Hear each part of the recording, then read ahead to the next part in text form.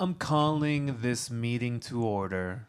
Oh, the one man decides that he is the one who's in charge. ¿Y cuál es el problema? The agenda's set to start at 7 p.m. I don't want to waste time. Well, now you are wasting our time. Sit down and shut up. Ay, estas mensas. Oh, you think we don't understand Spanish? Ignore him. Hi. Sorry for arriving late. Is this the political action meeting?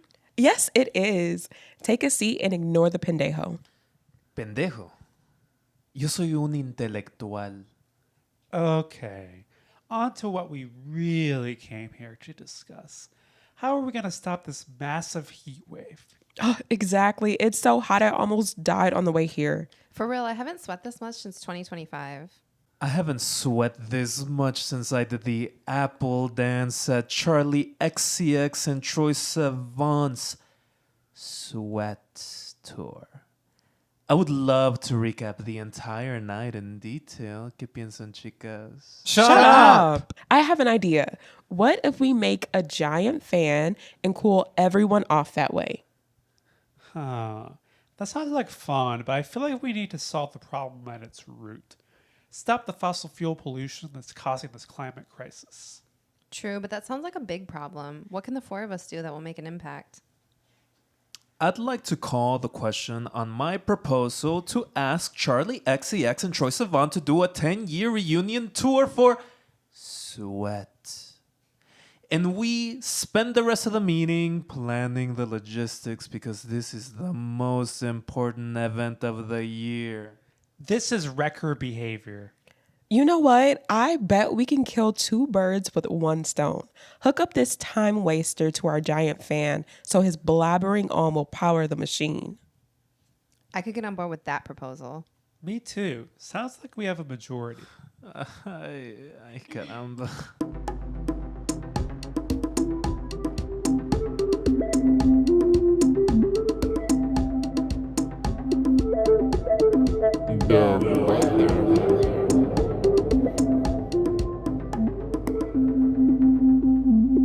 Her mouth is always open. She's like, I'm like, girl, do you ever know where you are or what's happening? Like, get it together.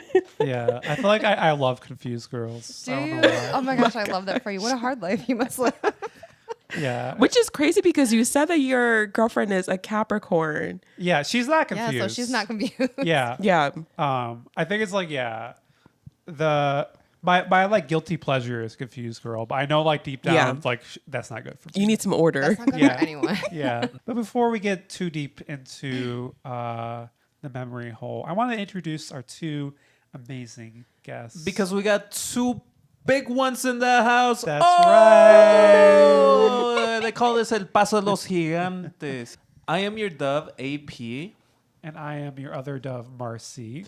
And today we are joined by Two amazing guests, Bree. Bree, yeah, bad bitch extraordinaire. Yeah. First and foremost. Data analyst, sex symbol, aspiring community organizer, dancer. incredible skin right now. Like we were talking about this a little bit earlier, and she told me that she has this 3-step routine, and I'm like, fuck you. Why? Do you want more or less? Because I'm jealous What are you jealous of? What's your steps? of her beautiful skin. But how many steps do you have? None? Oh, 1 million? No, I have like about I have about 5 steps, but I don't do the 5 steps every time. Okay. And that voice is CJ, I am a Aqueerius flight attendant humanitarian, we'll say. Love that. Yes, we have two amazing guests who we have wanted on this pod for generations. Decades. we were walking the desert trying to find them. We're just so booked and busy. We finally got them to talk about Vida. Starz 2018 Vida. Yes, this show ran for 3 seasons. It was on Starz. You can now watch it on Hulu. It was created by Tanya Sriracha, and it tells the story of 2 Mexican-American sisters who moved back to LA, their home, after the death of their secretly gay mom. Say it. Yeah. So we had to Shout out if you're secretly gay. bring all of our secret gays together to talk about this show. But yeah, you know what, Bree? Why don't we start with you? What are your overall thoughts? We're only going to be talking about season 1, but this show was so good that our guests were like, "Fuck it, let's watch the entire show." So yeah, what are your thoughts on Vida? It started off so well that I had to keep going, and the characters are so messy that I was like, wow, this is more chaotic than I could ever be. And I'm the worst. So let's keep this going. You're the best.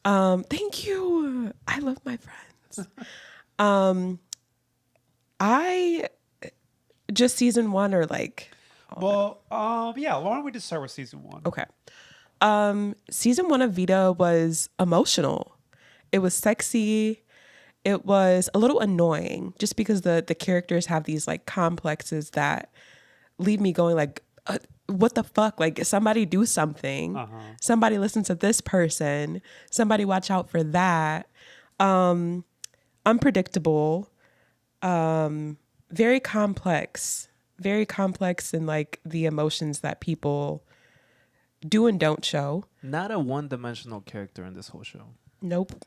I mean, maybe some of the men, but I mean that's just true to life. So Period. Present company included. Bash AP. I'm here for this. I love that he's with it too. That's my favorite kind of man. You have to also hate yourself. Oh no, women hating me. I hate that. He loves it. He just wants to be talked about. He doesn't Right. care if it's bad or good.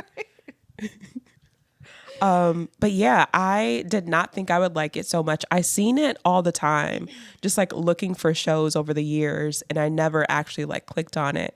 But I'm so happy that you all invited us here because Same. that's the best feeling when you find those hidden gems that you didn't take a chance on until somebody else pushed you into it. So yeah, overall, amazing. good show. Awesome. How about you, CJ? I thought it was wonderful. I had seen it around too, but I just never really watched TV. So I don't even know why I never got around to it, but I loved it. The first season was a little more annoying. All the questions that you had and all the frustrations didn't come to a full circle until the end, I think. So the first season was it just pissed me off mostly. Most of the things. I was mad that her mom kicked her out and then she was gay. I was mad that the widowed wife got beat up. What else happened in the first season? I feel a lot of it just annoyed me. Oh, Lynn and Johnny were annoying me. I was he's clearly, he shouldn't be with you. His girlfriend or fiance or whatever is pregnant.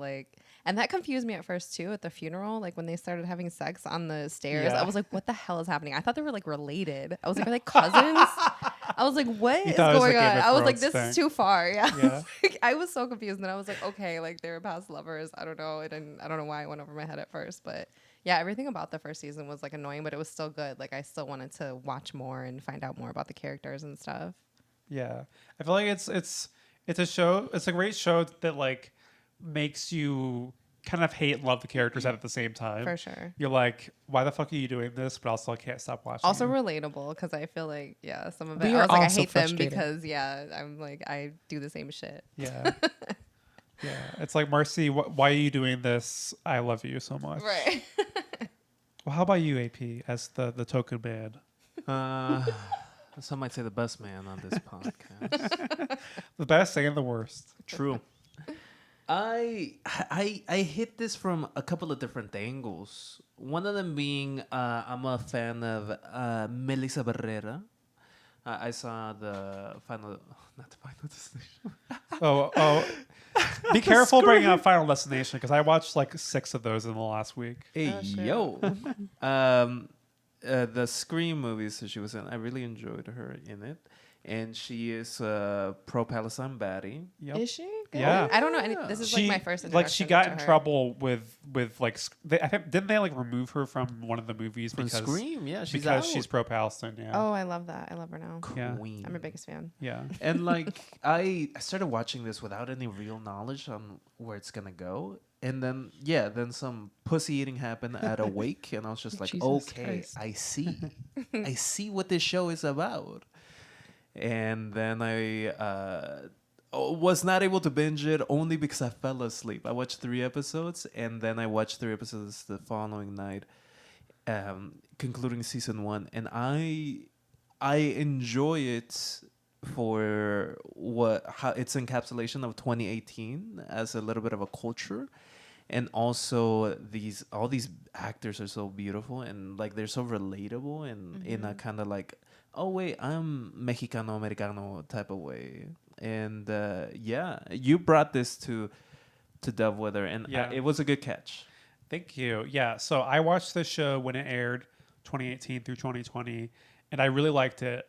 And I was really happy to revisit it, both to introduce it to all of you and introduce it to my girlfriend who's now hooked on it too. I only rewatched season 1, but I'm definitely going to rewatch season 2 and season 3 with my girlfriend. And yeah, I feel like at the time, this show like just felt like a hidden gem. And I started watching it before I knew I was queer, so I love to revisit it and like kind of like see new things that like connect to my life. By the time the show ended, I was like, I think I'm queer, but I'm not sure yet. So yeah, I love to be able to kind of make multiple different connections to a show based on like how my life has evolved. And you know, as you said, the characters are beautiful, great sex scenes, and yeah, there's a lot to love about this show. Yeah. And back then you really like didn't connect with it through queerness, but now you are. We're gonna have to talk a lot about the queerness in this, and also about how like the Mexican American like cultures scene in it, which is good. That's what we have, like the Power Rangers here. We're all queer and we're all Latina, so like we have a lot to say. We sure are. Honorary for sure. I'm imagining someone like randomly like listening to this, knowing nothing else besides being a Vida fan, and being like, "Wait a minute,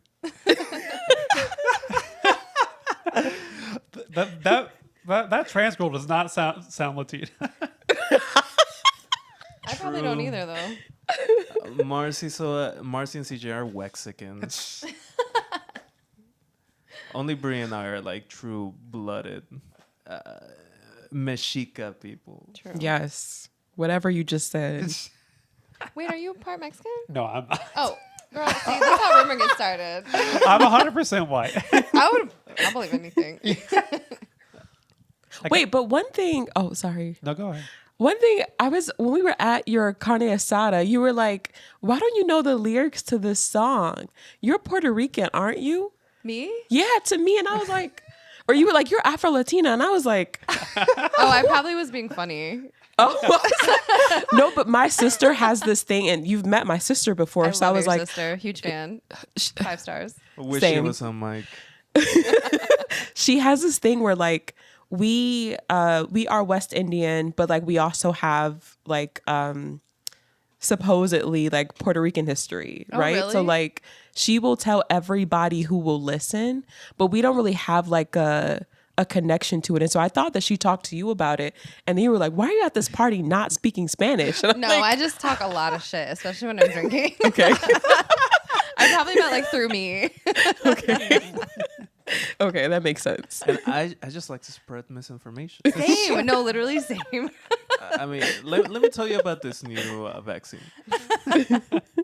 Awesome. Well, let's start talking about the characters. You know, we already talked about Melissa Barrera, who I feel like I was happy to be on the ground floor with her, where I was like, "Oh yeah, you like her in the Scream movies?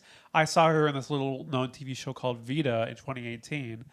And we also have Michelle Prada as Emma Hernandez. She's like the girl boss. So what did you all think about her?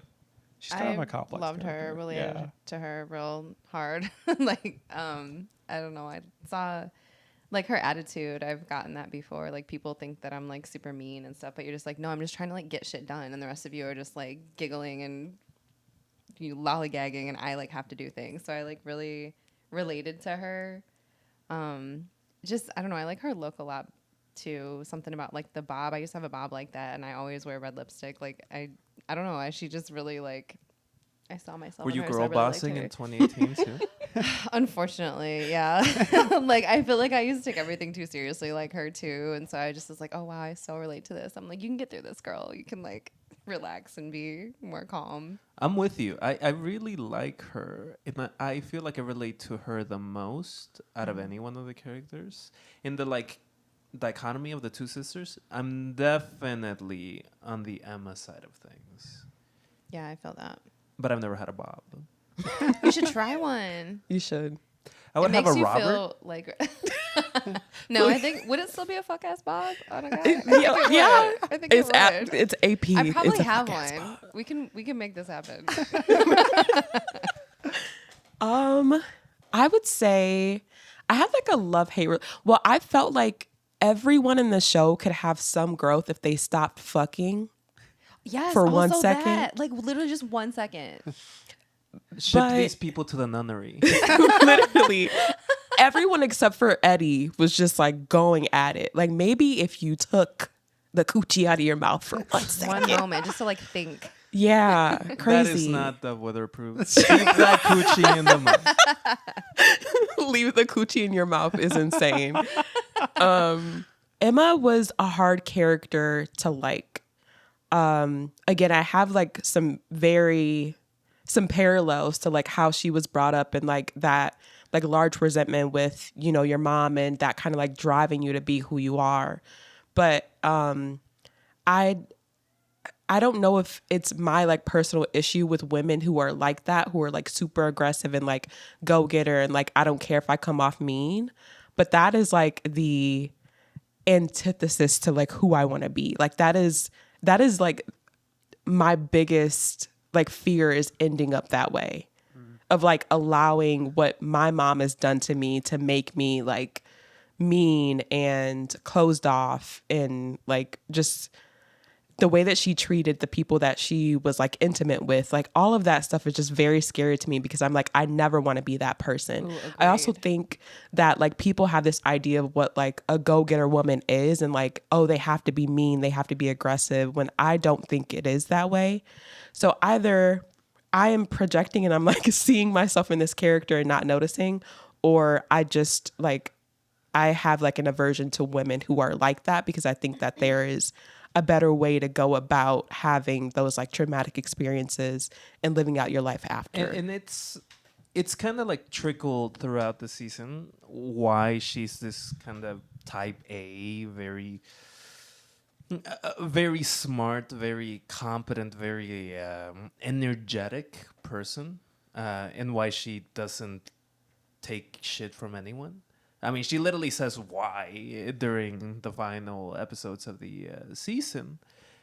And it goes back to this sense that I have about like a lot of these folks in this show, which is they are in a situation and they grew up in that situation and that like molds their personality.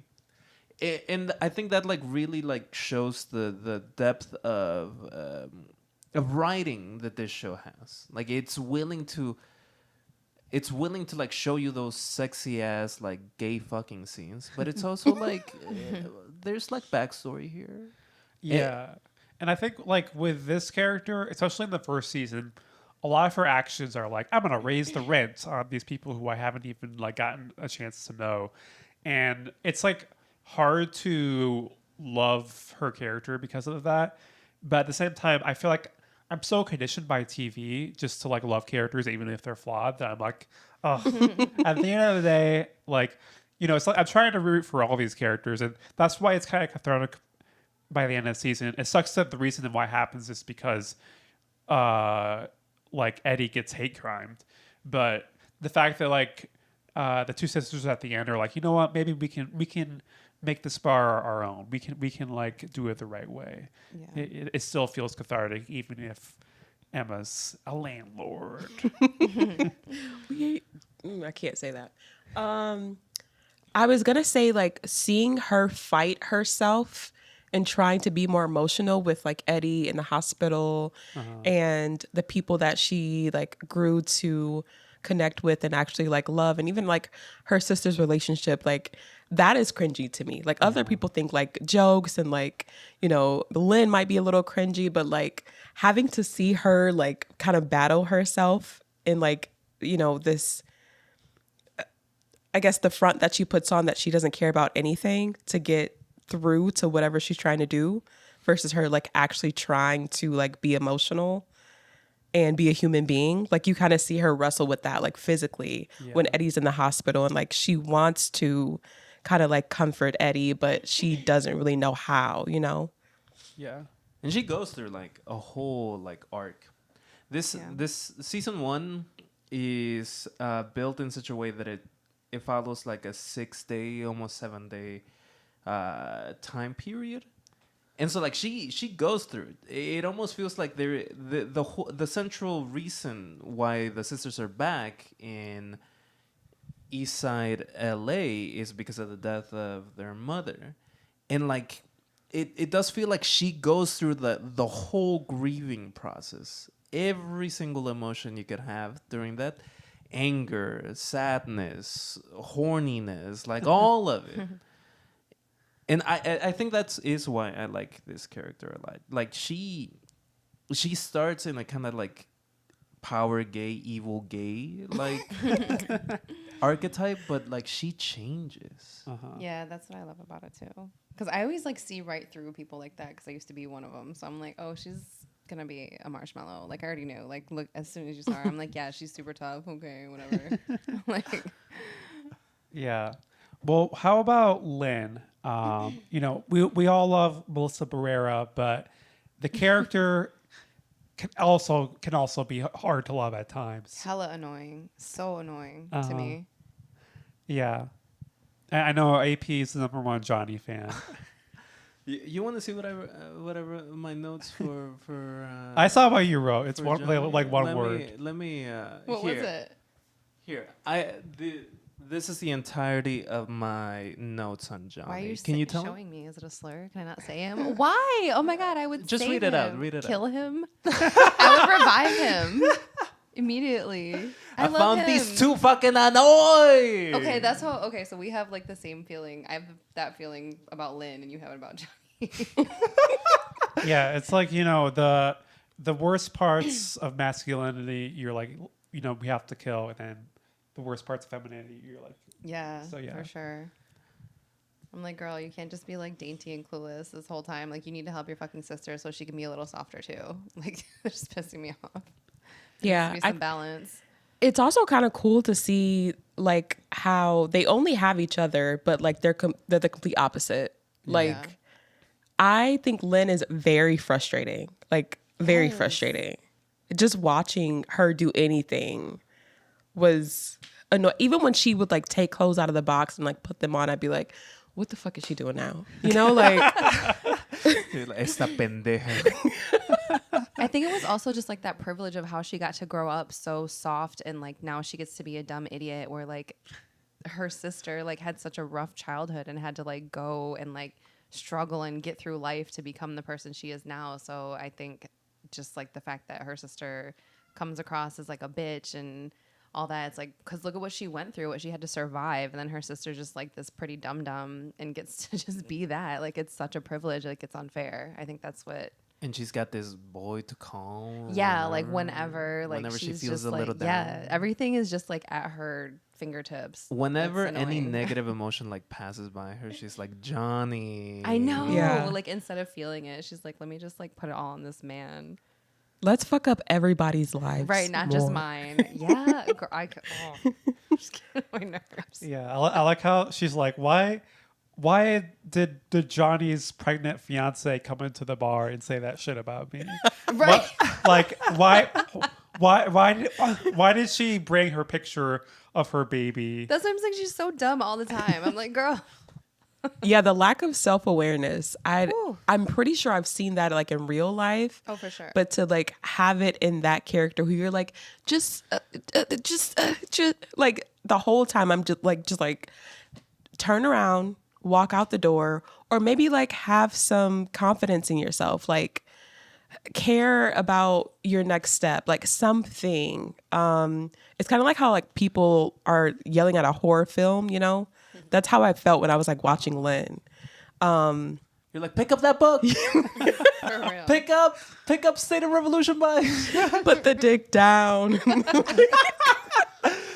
It was funny to me that Emma kept being like, all you do is jog and watch TV. And I'm like, well, I mean, all I do is watch TV. I don't even jog. So. But you're not a dum-dum.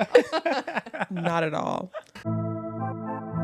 All right. Back from the pizza break. While we were gone, New York elected a socialist mayor, and everything's looking up. You know, things are love good that. for once. The Antifada has come home, y'all.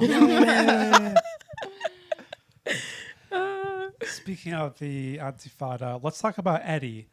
Eddie is our butch queen on Vida.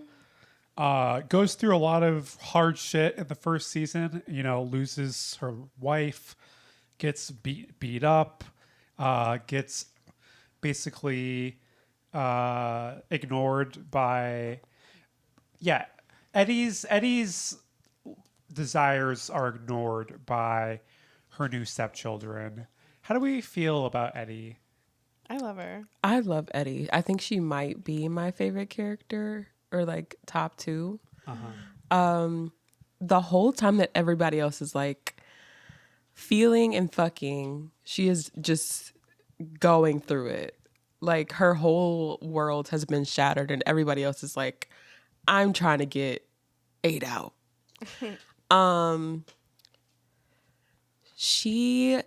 I think that she's a very complex character where you can obviously tell that like she's very compassionate. Also, it wasn't in season 1, but I think that she also has like an arc too, or like she provides this dynamic for like older queer women that like you don't get outside of her and her like little posse. So yeah, I think that she's a very emotional character, very supportive, trying to do her best. A little bit of an alcoholic, you know, we're going to excuse that. She's grieving, yeah. She's grieving. She just lost her honey. But yeah, that's mine. Yeah. I love her. It was killing me when she was like trying to cook for them and stuff like that, and they were just like shunning her. Or like when stupid Lynn was like, "I'm actually vegan because I'm also vegetarian. I've been there," and I'm like, "You just eat that shit. Like pick around it, you little bitch." Like it made me so mad. Like Unless you're a good host, then you prepare for that. for sure. Shout out to you. But it's like she wasn't. She just was like missing the whole point. It's like, girl, just eat it this one time. It's not going to kill you. Like she's grieving. She's trying to include you. Like, I don't know. It made me feel really bad, but she's just so sweet. I love her. I think that's her whole character. Eddie's the most like emotionally mature. For sure. Out of Yeah. literally everyone. Maybe everyone in LA. Real. No, that's real. Because she's like this sweet person, like continuously tries to like make these little like runways for Lynn and Emma to come in to her life and to be able to like give Vida and Vita's queerness like a real sense of truth and reality, not just some hypothetical that you learn about after, but like she is the bridge to like Vita's queerness because she is probably the one that like brought it out or like helped bring it out in a nurturing and caring way, because that's what we see her do the whole season. Yeah. Be nurturing and caring. She's a butch, she's a mommy. She's she's the type of bar owner that like lets people drink for free. If you fit any of those, hit me up. And like, and I like that. I like that she is this kind of bridge builder in all of this, and it just it really just shows how Emma and Lynn are just absolutely broken from their youth and from their choices that they've been making. Yeah. So I have to admit something. The first time I watched this, I did not like Eddie. And I think it has to speak to like some sort of internal either like homophobia or sexism I had at the time of like, I was like, oh, this this woman is like crying all the time. I don't care. I just want to see these two sexy femme women. So I was gonna say that too. I love that she brings more of the like not the sexy femme women. Because I feel like so many shows with queer people is like, oh, the two hot lesbians. I'm just like over it. So I loved seeing her on TV because like those are the lesbians that I grew up around, like the ones that look like her, like the more butch ones. So I was like loving to see it on screen. Which maybe there are other shows, but I don't watch that many shows, so I've never seen it. Yeah, I have gone through some growth, so I don't have those same feelings anymore. I think like, you know, watching it with my girlfriend, she was like so sad for Eddie the entire time. And yeah, I appreciate that at least Lynn makes gestures towards connecting with Eddie. Like Emma doesn't care at all. Emma's just like, I just need to make money from this bar, and you're an obstacle in the way of me right now. Imagine how much Emma must have resented Eddie though. Like, are you fucking kidding me? I got sent away for being a lesbian and now my mom's wife is here. Like, she probably had such a barrier up dealing with her. Like, it wouldn't even allow her to like be nice to her or I don't know, just even see her as a person. Because for a second it seemed like she didn't even see her as a person until she got hate crimed, really. Yeah. Yeah, I think that like being the physical manifestation of like the thing that your mom supposedly like hated about you or did hate about you is a hard thing. But I will say that like Eddie is so like foundational in a way that I don't think other people may have like realized or like appreciated, not even just like in the neighborhood, but everyone looks at the person who's like paying everybody's bills or is like super aggressive and like gung-ho about like getting stuff done, but nobody talks about like who keeps everybody sane and centered. And Eddie is like that type of person. And for me, that is like the people who are grounded and like the girl bosses and like the go-getters, because they're compassionate and they also like hold people down. So I feel like her character was needed. Definitely needed in the like sister dynamic to have this person that's in the middle who they do not know at all, but like is the last piece of their mom that they have left essentially. And she really is like the mom that stepped up. Yeah, for sure. Because from the very beginning, she didn't like show her hand to be like, yeah, like Vida was lessed up and I'm her. Like I like how she had a plan to like ease them into that and into everything else. And once again, the show is like only really takes place in a couple of like days. And so in this time, I think she gets like the job that she set out to do done, which is to kind of open up these two women up emotionally. She's always there to say, how are you mourning? Why don't you join this prayer? Why don't you take this tequila? Why don't you sing with us? Why don't you cry a little bit? And Emma, it hates that shit. And I understand that. I hate when people tell me, you should feel this way. As in, like, I should, like, have a certain reaction to, like, stimulus. I hate that. But Eddie's right. Emma was actively shunning out all emotion.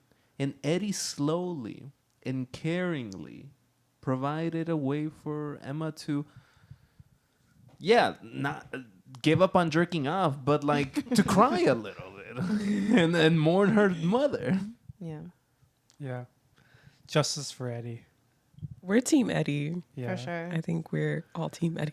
Yeah. Give Eddie a gun. She would probably, for sure. She was so sad. I feel like she wouldn't hurt a fly, so it would be her, the sad one with the gun. Give Eddie That's a never Gundam. good. Yes. A what? Yes. A Gundam. What's that? Like it's like A big a robot robot. that you get to pilot.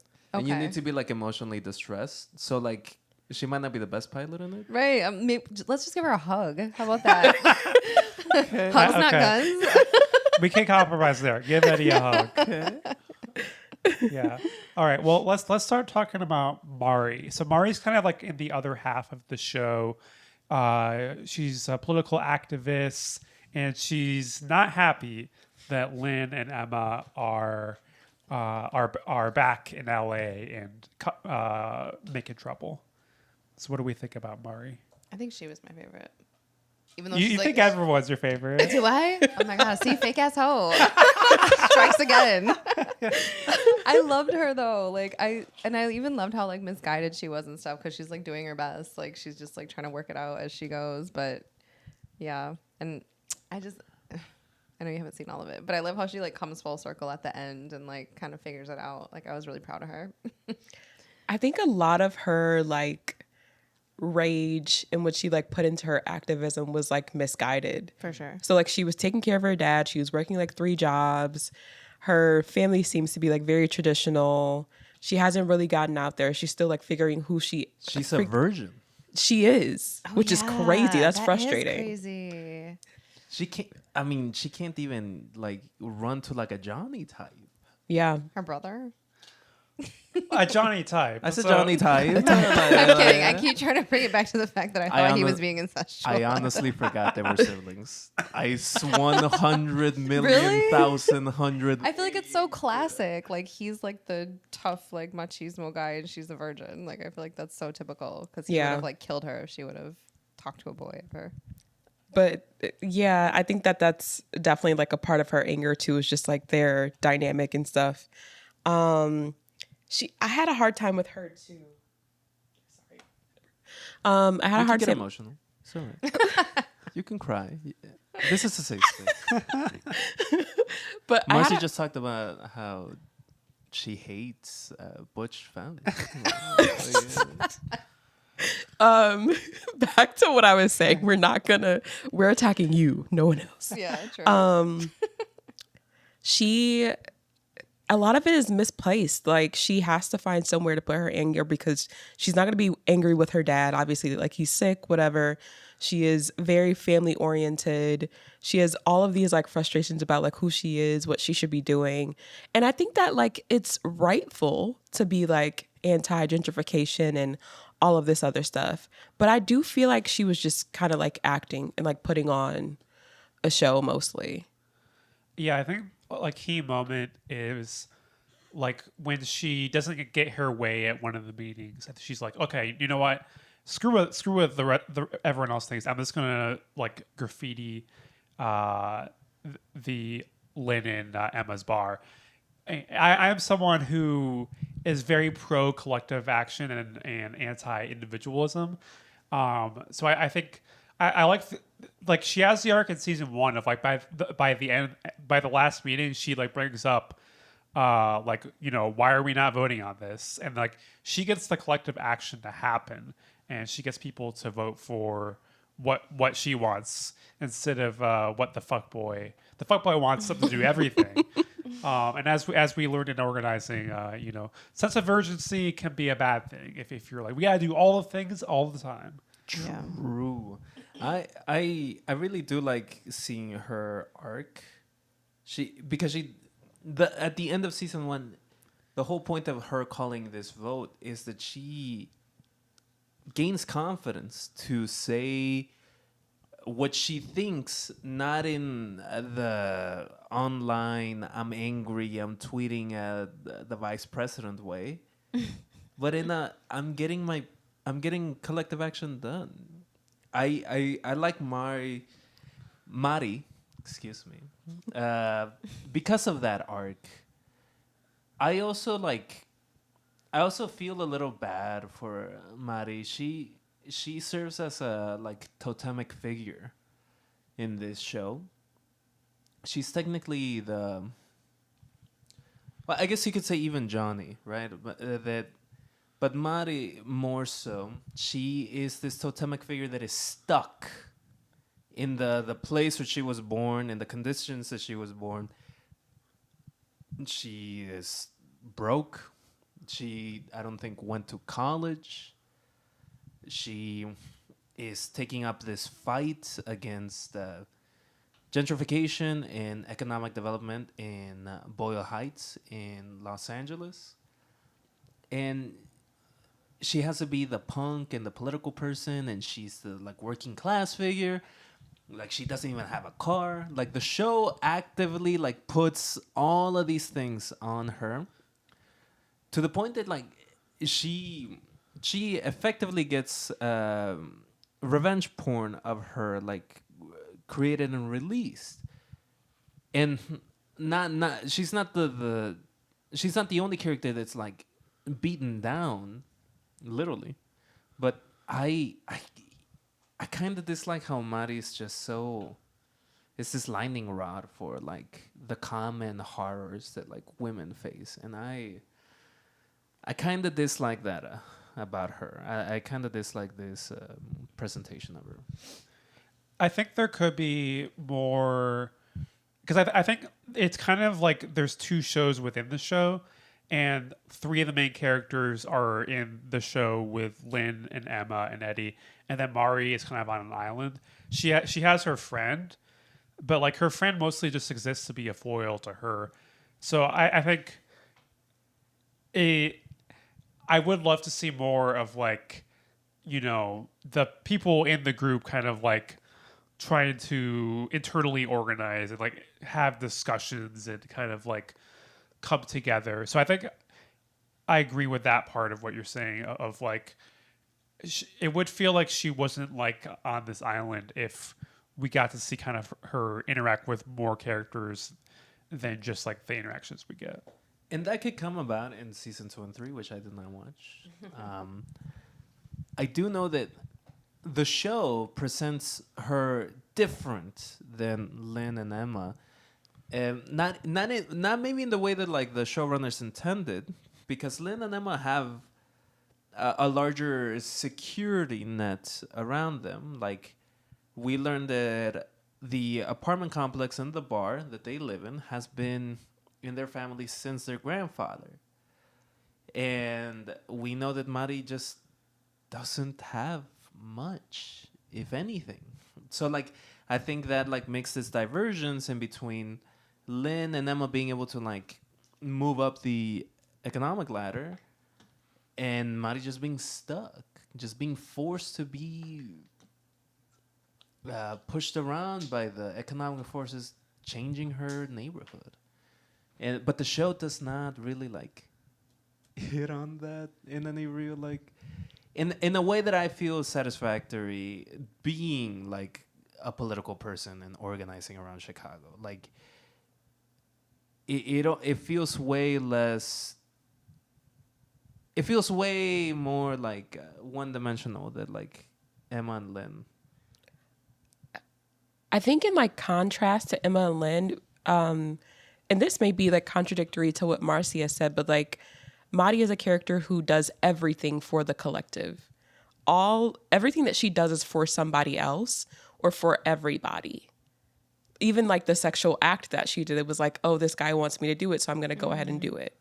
Literally everything that she does is for everybody else.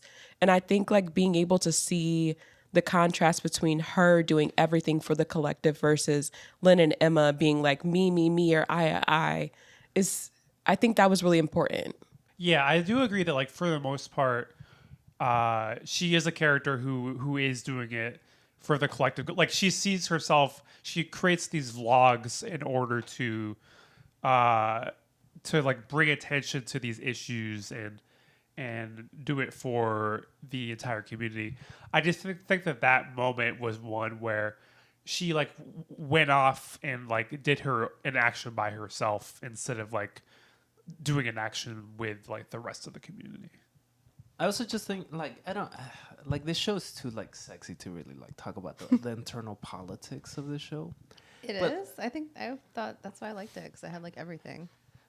Well, what I mean by that is that there's no real discernible like point of view in the more strict political sense. Like it's not that it's not political. I mean, there's queer people, there's it's brown people and so on and so on. What I mean is that there's no theory of change being presented. What Mari does is just some vandalism. She, in this little group that she's part of, like seems to just protest businesses opening up, which is like, Yeah, they have like no rhyme or reason. And they have like, I think that shows how the writers probably don't want to like actually like have like sharp teeth about what they're saying and critiquing about Los Angeles and the way that people are being displaced for the sake of profit. And it honestly, I don't mind the like politics side of things. What I wish it was is more just like punks living in the squats, or like a more of a punk scene versus a like a political collective organizing scene. Because at least then it's just about being chill. It's just about vibes and not about this seemingly desperate and this desperate group with no direction. Well, I want to hear more about what you think, because you like the political side of it. Yeah, I like that there was like two sides to it. Like it was showing, because I'm always more about like the active side, like the angry part, like the vigilantes or whatever, like doing things and like no, fuck gentrification and stuff. But it was nice to see like the sister side, like, okay, like we're from here, like we don't really like want this bar, like we didn't come in here and be like, oh, we're gonna build this thing, like we have to do this, we have to keep it afloat, like we have to do certain things in order to make sure that other people are employed, or like just seeing that side of it, like, okay, maybe everybody that comes in and like gentrifies things isn't like awful, like maybe they are just trying to stay afloat and keep the people around them happy and comfortable. I don't know. I just like that it showed different sides of like the Latin culture. Like there's the ones that like went off and like kind of sold out, and then there's the ones that stayed and really tried to fix their community or like keep it how they like it, I guess. Yeah. What about you, Brie? I also felt like they were very directionless. I don't know, or the organizing in general. I don't know if if this is the fault of like the writer or like the showrunner, but I've got a bone to pick, because why create these like vigilantes and not give them direction? Like why create this like group of people who literally is just like running on energy, and they mean well, but they don't have like anything worthwhile that they're doing, or like any real direction, just like you both said. Do you think that was intentional by the writer? Like they kind of wanted to like mock that a little bit? I have no idea who the writer is. It did feel like a little bit of mockery. Yeah, like that's what I was kind of wondering, because they kind of seemed like they were more leaning towards the sisters, like the ones that left and came back, and like they're a little bit more superior. Yeah, I kind of got that too, but I didn't know. Yeah, it's tough because like Emma and Lynn are the two main characters, so there's gonna be automatically like their point of view kind of at the center. Yeah. I do think like the show does critique their point of view, especially Emma's. Like I don't think the show is like endorsing her raising the rents on everyone and like Yeah, true. all that kind of stuff. But you know, it's like we're watching a show where like the main characters are gentrifiers, and like that's kind of interesting because I mean there's like a lot of shows where like the main characters are gentrifiers, but they're just white, but they don't even mention that aspect. But this is like a show that like actually tries to kind of like dig into the issues, even if it's like a little bit you know, it might make some of the viewers feel a little bit uncomfortable. Yeah. Maybe it would have gone deeper into it if the show had more seasons. Yeah. Because that's the thing, is it only had 3 seasons. Yeah. And this is one of my gripes with modern TV, is that all queer shows either... I mean, this honestly, Vita's kind of lucky it got 3 seasons. Most queer shows these days get 1 or 2. That's how it was sold. Yeah. It was, or Starz bought it as a 3-season run. I know. Tanya Sriracha wanted it to be 6 seasons, though. I read that in one of the interviews that she did. Okay. But she also said in the interview that like she's kind of just been writing for like 3 years straight since Vida. And like she has all these like projects, but after the writer's strike and like in the environment we're in now, like networks don't want queer shows. They're like, oh, this is not like what people want. Instead, they want all these shows about white people shooting each other. Even the fact that it was shot in LA, something that's like not vanishing, but it's definitely like there is this like conception that like shooting in LA is expensive and it should be avoided. Of course, that comes directly from the people with the big pockets, because LA is a union town. And there has been like union victories with the writers union, but like IATSE as well, and a bunch of others. And so yeah, you have to pay people a living wage if you want to like work in LA. But that's why like Georgia and Canada have become a larger destinations for like filming, because you can skirt those Oh wow, I didn't know that. benefits. Disgusting. Yeah. Except there's a show that we like in this podcast that shoots in LA, and that's The Pit. Yep. The Great Pit show. actively stays in LA and says, yeah, we're here, and like the talent's here, the knowledge is here, people, the crafts people are here, and it's on the screen every single episode. Yeah. So, yeah, basically, it was interesting watching kind of like the scenes of like the leftist anarchist spaces, and as you all have like discussed, it doesn't really have like a clear direction. Like, it's not like they start the meeting and be like, this is the organization we are fighting for this, and this. It's more like they show up and then a guy's like, okay, we need to protest this place.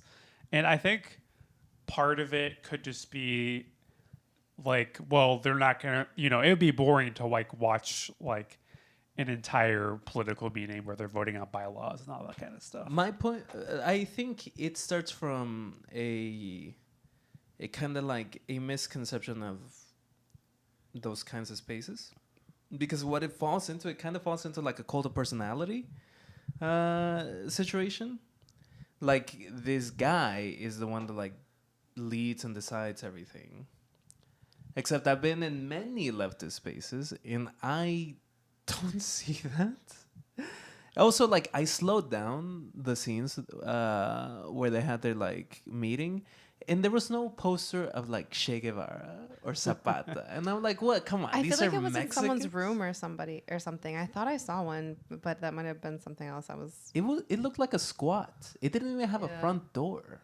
Yeah, like a tent. Yeah, it opened up with like some tarps. Yeah, I think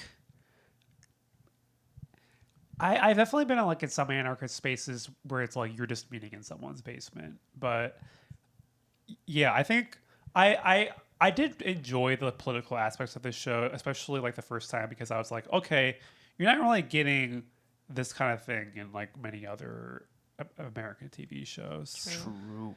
But yeah, we're still waiting for like the holy grail of like we're gonna watch an entire season in a political organization and see all the messy drama behind the scenes and like see like the elections happening and all that kind of stuff.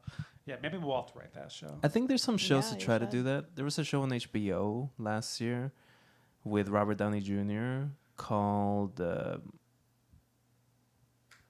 Infiltrators or some dumb shit like that. I don't know. But I didn't watch it because I didn't want to watch that. Robert Downey, you said the name and I was like, no. So That's so funny. When you said it, I was like, I know that name, and I don't know who it is. There's another person that could be sitting next to me. I don't know. I'm so like not an actor person. I have no clue. I've had multiple actors on my flight, and I'm like, who? Whomst? I don't know. And this is something I love about you is that like there will be like these big cultural things, and then you're just like, I don't know what that is. I don't know her. I'm sorry. Yeah, I don't know who Iron Man is. Yeah, I don't. Oh, is that who it is? Yeah. she always like calls herself old. And I'm always like, no, you're like super young. Like, what? But I think that's where it comes in, is like the younger, like 30-year-olds or like, the late 20s. We like are so obsessed with pop culture, but like people who are even just a couple years older than like, 35 Like, what are y'all talking about? Like, there's such a big difference between us and them for some reason when it comes to pop culture. Yeah. I've just never cared about actors. Like I know like music stuff, like TV. Maybe it's like the ADHD. Like I just can't sit still. I'm like, this one did get my attention, but Yeah, well, apparently Robert Downey Jr. has released some songs, so maybe that'll be What? that'll be Okay. your I'll download entryway. Yeah, but I think like, can I see a picture of him? yeah. I think The Sympathizer is at the TV show. Yeah. It was Oh, that. It Yeah. was I've seen him Sympathizer. before. Wow. Yeah, he's been on your flight. Probably. It was about like, I don't know, the Viet Cong or something. I don't know. I didn't want to watch it. I didn't want to watch it, and I won't watch it. Yeah. Well, let's Give me that sweet liberal nectar. None of this fake leftist shit. That's why I always watch documentaries. That's like the one thing I watch. It's like, that's my reality TV. Yeah. Well, let's move on from gentrification and talk about sex. So this show has a lot of sex scenes. Pretty much everyone is getting down except for Eddie. And Eddie. yeah, so I remember when the show came out, I think I actually, the TV festival I go to, I think Tanya Sriracha went to it, ATX, and she talked about how the sex scenes were supposed to like tell you something about the characters. They're not just there for like sex position, Game of Thrones type shit. You know, they're like the way that the characters are having sex with each other is telling you more about who they are. Did you all get that from the show? When you said that, my first thought was Emma when she's like topping Yeah. in that first scene. I was like, okay, queen. Uh-huh. Like, so that makes sense. I mean, because that fits her personality too. Yeah. I'm trying to think of the other one. I would say like Johnny and Lynn just like busting it open on like the back steps at the funeral. I was like, what? Because it's messy and they're messy. Yeah. Yeah. I was like, why is she like spread eagle? Because they're messy boots. It's also casual or almost expected. It's like they run into each other and this is the thing they do. Yeah. It doesn't matter the time or the situation. Like, and I also think about that Emma in that scene where it's in pretty much every other sex scene that Emma's in, where she keeps her like sexuality at a distance. She dresses in this way that I would not describe as like openly queer, openly gay. She dresses like a corporate like for sure. girl boss. Like not even a little pink, you know, not even a little like a little bandana that says yeah, like I get down. Bandana that says yeah. No bandana code being kept here, and I think I do see that in the sex scenes where absolutely it does show how Emma just sets her like sexuality kind of at a distance until she. I don't know. Maybe in season 2, she's like, you can't see a long nail on her hand, you know, or There's something. ways around that. Just FYI. Long nails mean nothing. Just telling you. Another kind of element is that in her first scene with Johnny's going down on her, and then she has a scene, I think in the next episode, with like that white guy, where like the first time you see him, his legs are like outstretched and like, and like she's going down on him. So I feel like part of it is showing you like, well, this is why she likes Johnny. It's like Johnny like does give her what she needs, while this other guy, you know, just like takes from her. So, but yeah. Yeah. I don't know. Have you ever loved someone so much or like had that dynamic with them where you just wanted to be ravaged wherever the fuck y'all were at? I mean, I have. I know the answer for me. But like, even if your baby mother is in the other room, like, you will risk everything.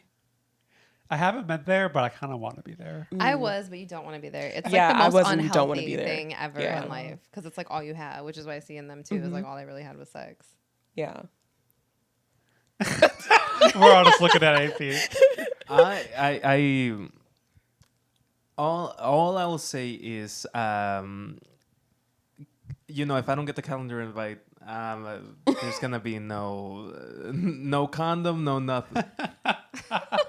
What? Time Wait a and minute, place. hold on. Give me 48 hours, okay? I don't want sex to be dropped on me. What am I? What am I? I'm a child of God. Oh, please. Okay. Are you now? I mean, you're trying to have a slutty summer, so Yeah. I feel like whenever I talk to you, like we'll probably talk like maybe, or we used to talk like every 2 weeks, like when it was colder. But then like I haven't talked to you in like a month. And my first thought or like my first question that I always tend to ask is like, have you had gay sex? And I don't know how like appropriate that is. I mean, it's appropriate. It's appropriate. My thought is that there's like always within me there is like the horny goblin that makes up like 37% of who I am, and then the rest of the percentage is being a workaholic. So like, Okay. But even planning, I feel like, well, I was the opposite. Like at one point I was so strict about it. Like I have to fuck next week. But, but, but now I've switched it where it's like, I am mostly like, I would say, I already said I was an eater, so I can just tell you I'm nasty right now. But like, I don't normally have sex. I probably have sex like maybe every 6 months. And so like my priorities have switched now. I'm a lot more responsible in everyday life, but I am less sexually active. So like that's a thing where people have those invites. They're very strict about like having sex, doing sex, being sex, and everything else is just chaotic.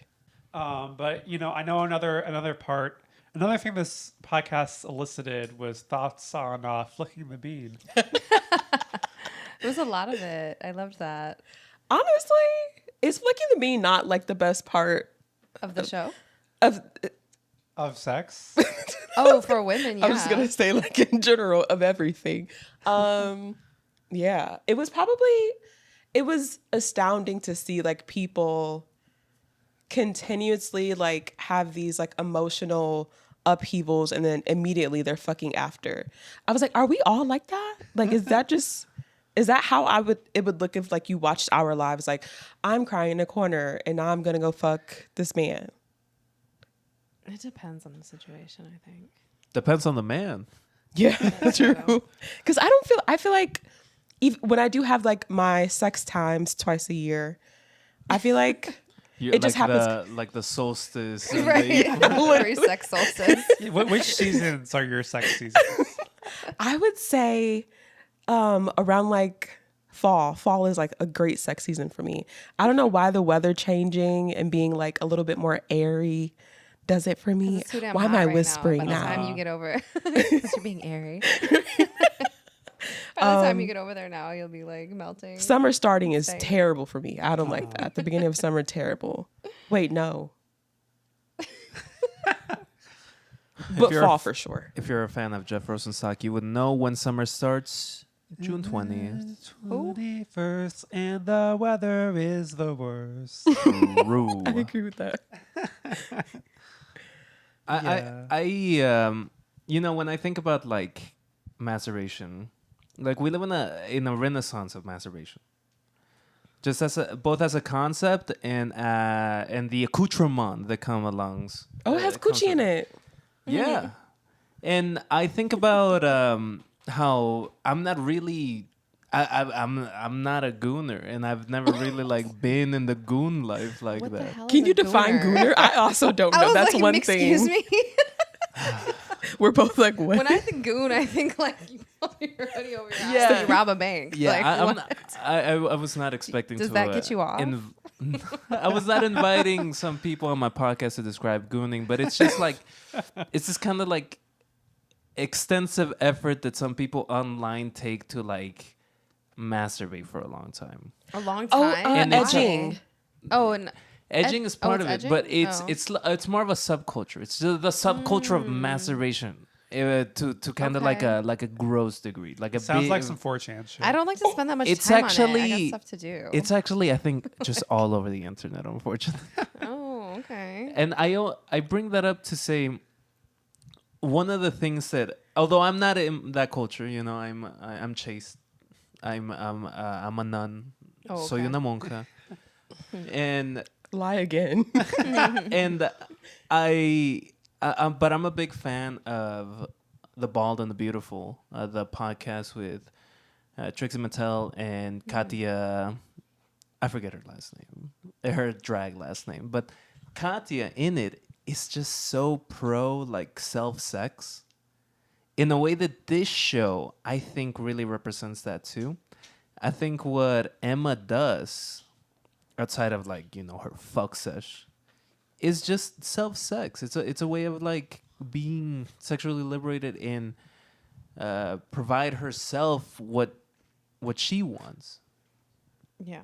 Ooh, can I say something against that though? I feel like there's a difference between self-sex, which is what Katya and I believe it's Trixie Mattel may be talking about, versus what Emma does, which is using other people as a way to satisfy like what you need in that moment. She's So like almost like a prop. I'm talking about honestly. like episode 4. No, episode 4 where like the prayer circle is going on and she's trying to like get in there with her like sex yeah. toy. That's what I mean. And that's what I'm talking But about. she like stops, doesn't she? Isn't she like, I yeah, can't? yeah, she actually stops twice, but like but I do like seeing that, and I do like seeing this kind of like larger part of this whole show, which is like soft queerness, and I enjoy that. You love your soft queers. I do. Aw. I ain't one. I'm a tough guy from the south side of Chicago. Yeehaw. But yeah, one thing I definitely appreciate about this show is like it's always going to give you a hot sex scene, and like the first 2 episodes, I couldn't remember like when's the first gay sex scene. The first 2 episodes it's mostly like heterosexual shit, which as we all know I'm not into. But yeah, we started getting the gay sex in episode 3, and I watched that scene with my girlfriend, and then when Emma just like throws that girl to the ground, she was like, "Oh." But that's because she's 30. I'm like, you know what? I'd be down for that. We got to make sure we have like, like I'm like a mat on the floor or I something. was thinking that too. yeah, something for your head. Yeah. Helmets?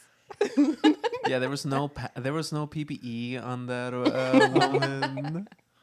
Yeah. But I was having this conversation with AP, but I have not, like, I would say like I'm a baby queer in terms of like queerness. And I love that people have that term because I'm like, I want to be a baby anything.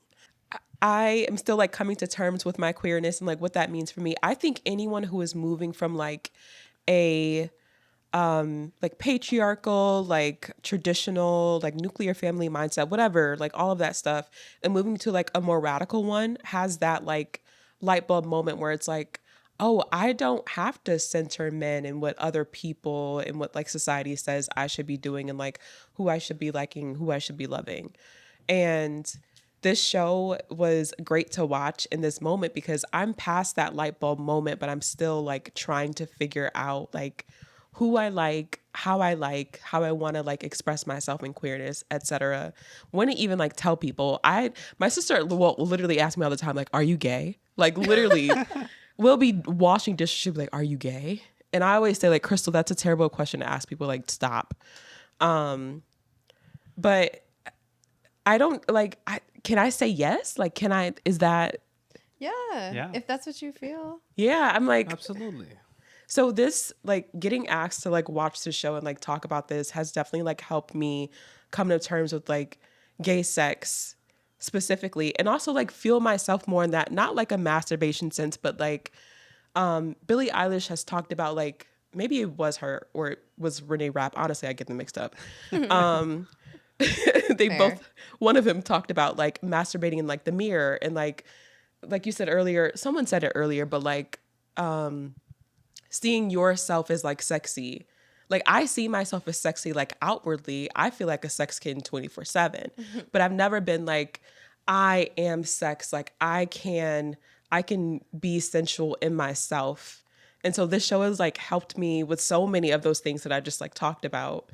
But I didn't think about the whole like masturbation thing until you just said it, like where the softness of like the sex.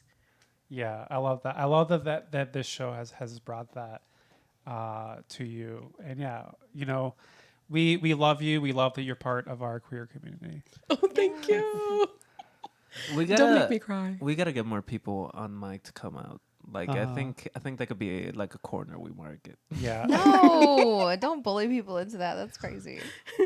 Speaking of CJ, I'm not closeted. I appreciate what you say there. Like it, I'm effectively a baby queer too. As I did come out on mic last year on this fine Pride season we're in, Oh my gosh, it's been a year. and I find being a baby queer a little embarrassing. Just because I'm like, You shouldn't, because there's some people that go their whole lives and never admit it to themselves or anyone else. I find it embarrassing because I'm just like, I could just like I have all the skills to like jump into the deep end, right? And A whore. all I know is that I was at a party with Marcy a couple of weeks ago, and I was being honest with her that like I actively do not know how to attract like gay men in a way where I'm not like in this soft queer like way where I'm not just a piece of meat for them and they're not just a piece of meat for me. In the way that like I've been around like dudes talking about women, in the way that like, you know, fellas chit chat, you know, in the locker room, in the shower after a long swim. But I was being honest with her. I don't know. And she saw me in that weak moment, in that moment of shame. And I saw you doubt. try to flirt with everyone, and it was kind of funny.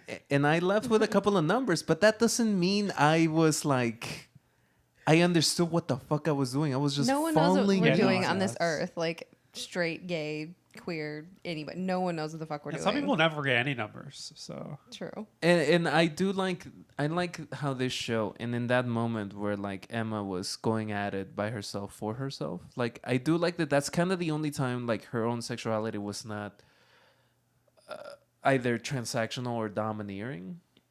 And I guess I just like Emma like for that reason too. Like there is, she seems to have put some of her like urges in the back burner, but I like how I in my own journey have not like falling into just like recreating patriarchal norms within my sexual identity. So That's good. thank you, Brie. Yeah. No, thank you. Like for saying that, especially because I feel like it's probably specific to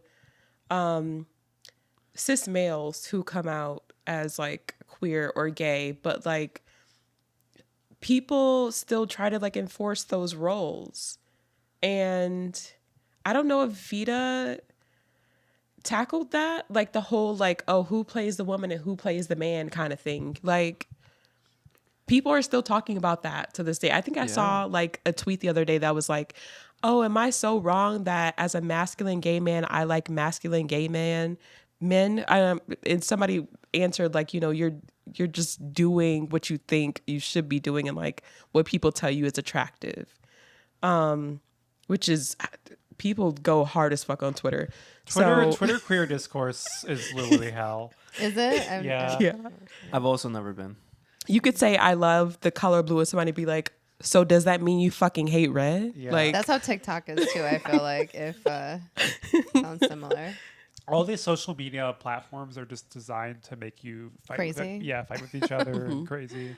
One thing about this show is that it started at like queer liberation and queer acceptance, and it never fell into those kind of like pitfalls where it's like, who's the man in the lesbian relationship? I mean, like at no moment did it feel like it needed to like add that Yeah. to the environment that we're in, because everyone was just like, yeah, it's just Vida and Eddie. They're just getting down. Yeah. They're putting some chimoy on that shit. that is really good. Boy. I wish somebody would put some on me. Honestly, that would be really hot. Like, okay. We'll manifest. Yes. For the summer. It's hot as fuck. Put something hot on me. Absolutely. I'm hot. Like, let's get hot. Absolutely. Okay. Well, we're getting pretty late, so I think we should go to Hopecast. So I'll start. So, as longtime listeners know, I'm a huge fan of Survivor. And recently, we had a new queer couple come out, Sabaya and Katura, and they're also the first Black queer Survivor couple. Yo. Yeah, and they Love both Survivor has reached the 90s. I'm crying. they both were on season 45. 45? There's 45 seasons? There's 48. I've never seen any. Yeah, we'll change that eventually.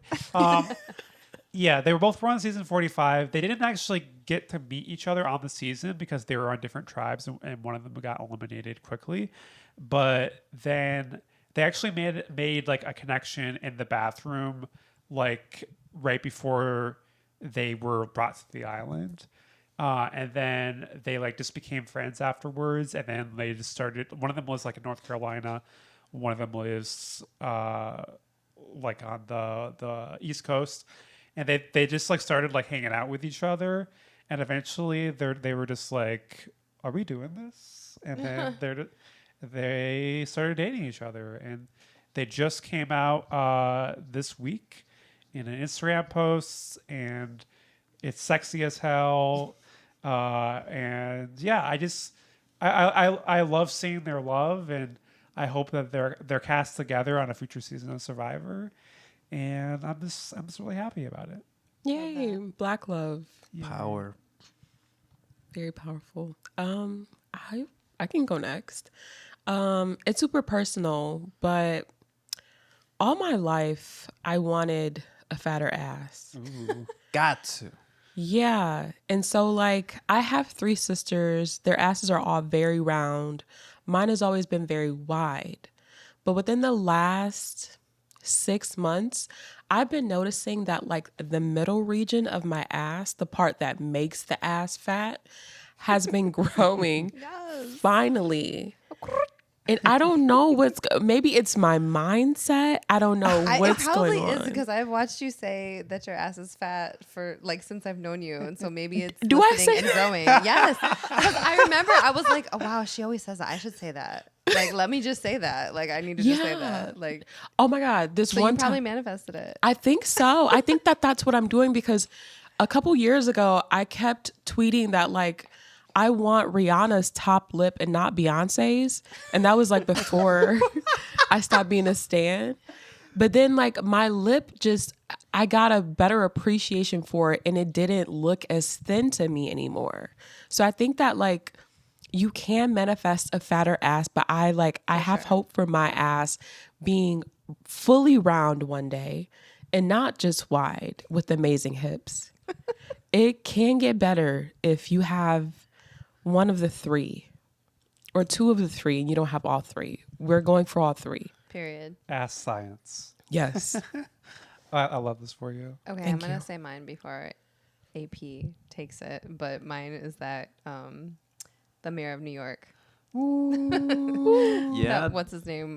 Lost. Mom Donnie. I can't think of Cuomo it. lost, Sorry, yeah. Cuomo lost. During our own recording here, the news came out that Andrew Cuomo concedes New York City Democratic mayoral Nice. primary to Soran We Mamdani. love that. Oh! Socialism on the rise, yo. We're like a disease. We're taking over. I love that. I really like all y'all's Hopecast. It's like I have dreamt of a bigger ass myself. Yeah. I have liked Black gay women on the internet before. And I'm a New Yorker, so like I really enjoy seeing. You're a New Yorker? Sometimes. What? He just talks. I was like, you just said you're from the South Side, but go off, King. I had a fairly like packed week, But one of the things that's like just been giving me a lot of like hope is listening to like some good music. And I've been listening to this artist named Sly Johnson. Okay. This album that he put out in 1969, The Summer of Love. This album called Is It Because I'm Black? And it's just such a... He's got this incredible voice, just powerful and emotional. And like the music, the first song, it's a 7-minute song that just...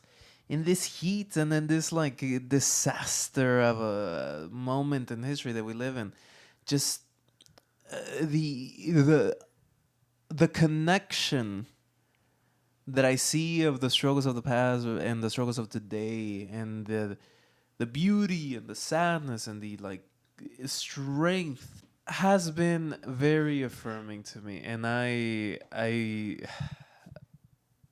I'm excited for what's to come. That's amazing. Well, thank you for joining us today, Bree and CJ. Thank you for being here. We have that info in the description. You can find us on Instagram at Dove Weather. You can find us on YouTube at Dove Weather. And you can find us enjoying the last breaths of pride, getting thirsty, getting sweaty, getting ugly and nasty on the dance floor. Thank you so much for listening. I said thank you for having us. Yeah, you both were amazing guests. Thank you so much for Oh. sharing with us. We love you all. Bye. Bye, everyone.